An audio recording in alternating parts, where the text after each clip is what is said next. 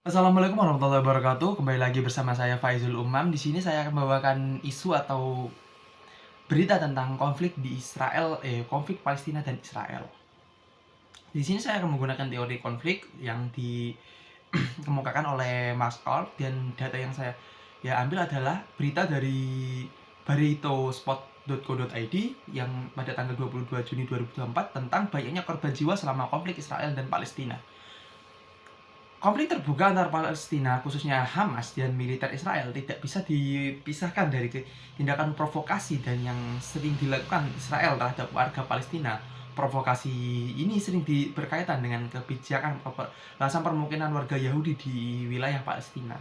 Berbicara tentang konflik di Timur Tengah, situasi ini tampaknya tidak pernah berakhir. Ketegangan antara Israel dan Palestina terus meningkat setiap harinya. Seperti yang dikatakan oleh teori Marshall, yaitu tentang konflik, bahwa konflik adalah muncul karena adanya kelompok yang berkuasa dan yang dikuasai, yang mencerminkan tentang kelas. Ini sejalan dengan kondisi di Palestina, di mana wilayah tersebut dikuasai oleh Israel, terutama di jalur Gaza. Perang antara Israel dan Hamas di Gaza merupakan salah satu periode yang paling bergejolak dalam sejarah Timur Tengah.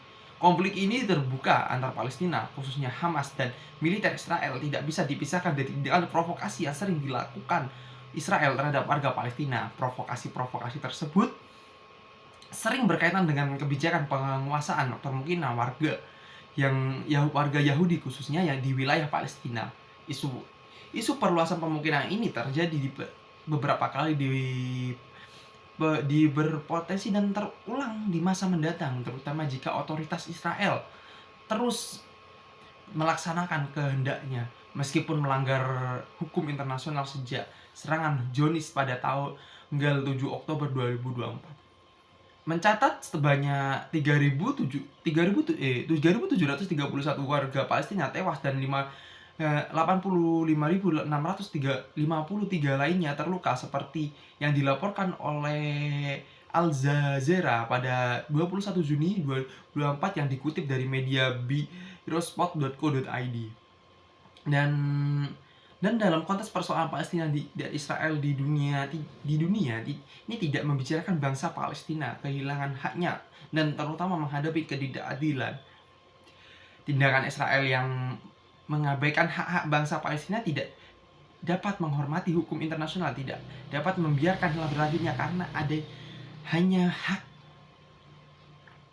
hanya akan menimbulkan konflik terbuka dengan Palestina. Oleh karena itu, meskipun sulit, aksi kolektif internasional untuk mendesak Israel agar mematuhi hukum internasional dan kesepakatan lain terkait menyelesaikan konflik Palestina Israel perlu terus diupayakan oleh masyarakat internasional. Indonesia,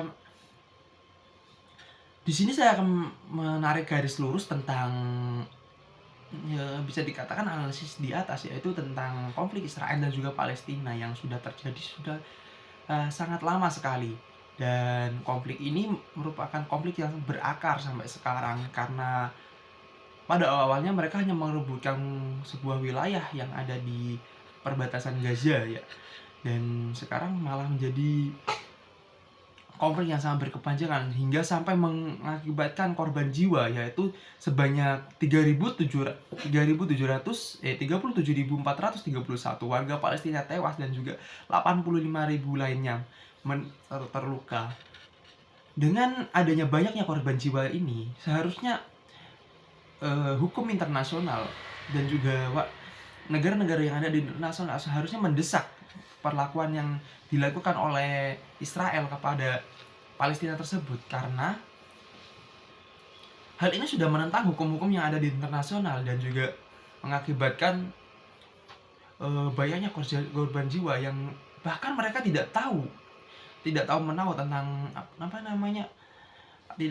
tentang apa yang mereka perangkan, seperti itu. Jadi saya lebih menegaskan kembali kepada PBB atau Perserikatan Bangsa-Bangsa yang ada di dunia, yang ada di internasional, supaya lebih mengecam lagi kepada Israel dan bisa dikatakan memberikan ultimatum kepada Israel agar Israel bisa menyerah atau bisa dikatakan berdamai dengan Palestina, seperti itu.